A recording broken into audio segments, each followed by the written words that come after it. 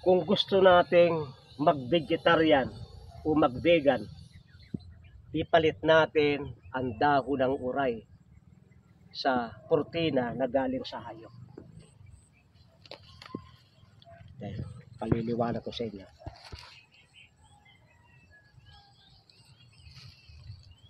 Maraming mga gulay ay halos lahat ng gulay ay mahalaga. Pero kung kayo magbe-vegetarian, ang magiging problema ninyo ay itong protina. Lalo na yung complete protein. Kapag complete protein, merong 9 amino acid. Complete protein na yan. At dito sa lilim, ipaliliwanag ko sa inyo kung bakit.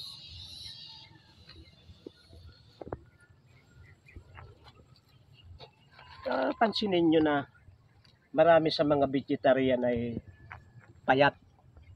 Hindi sapagkat pangit mag-vegetarian, kundi kulang sila sa complete protein.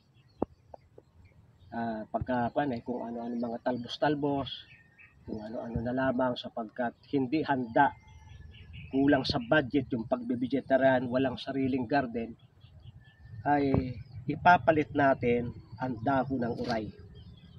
Ang dahon ng uray ay merong mataas sa klaseng protein at complete protein na pwedeng ipalit sa beans. So, yung beans ay mahal ngayon. Pag bibili kayo, mahal na. Kahit munggo ay mahal. Yung red beans, white beans, black beans, mahal. Ay maraming uray sapagkat ngayon ay tag-ulan, nagsisibulan ng uray. Kayo'y manguha ng uray at ito ang inyong gagawing gulay.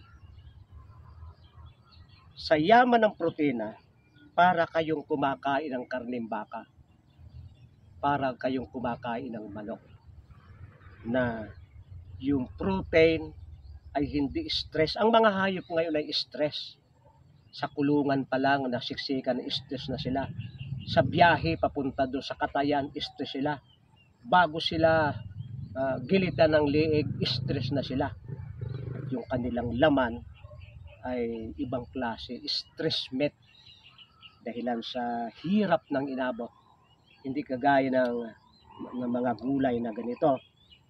Na pag ating kinain ay safe. Kaya ito yung protein ay pampamasil. Ay pag kayo'y magbabago ng pagkain, ang isang babantayan ninyo ay ang protina.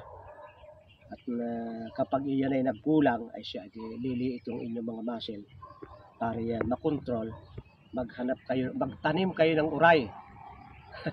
Maghanap kayo ng uray, manghingi kayo ng uray sa mga bakanting lote, napakarami.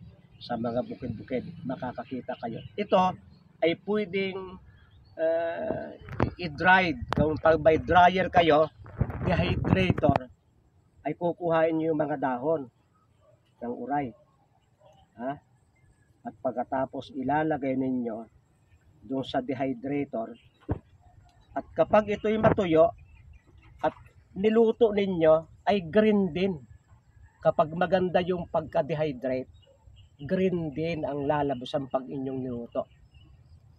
Kaya kayo ay magugulang na yung uray, may mga bunga na yung uray, may supply pa kayo mga dahon sapagkat inyong tinuyo.